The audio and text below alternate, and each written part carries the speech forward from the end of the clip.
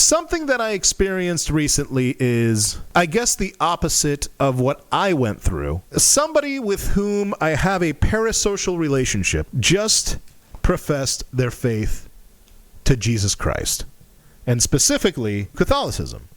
Now, I say it specifically because I'm a fan, and he is very open about his faith, and I've seen many people, many artists, musicians mainly, and Latin musicians. A lot of Latin musicians become Christians for some reason, which, whatever.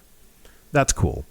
One of the guys that, and I'm not going to name him because I don't want to name drop. I don't want to make it like a clickbaity thing. I've interviewed him in the past, so if you know, you know.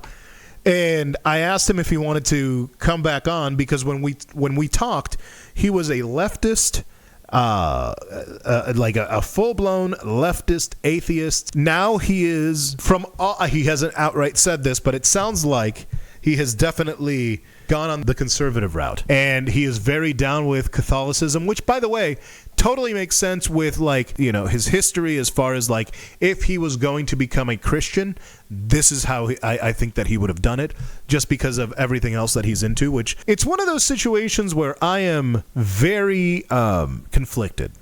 I'm conflicted because that we had so much in common, both politically and in some ways even religiously, or lack thereof. I've been deconstructing since 2014. I was a diehard Christian. 2014 hit, 2016 happened. You know who got elected. And then I was like, wait a minute. 82% of white evangelicals and 67% of black evangelicals voted for this guy in 2016. And this is a thrice divorced fornicator who cheated on his first wife with his second wife with his third wife with a porn star, and gave her the loudest hush money you've ever seen.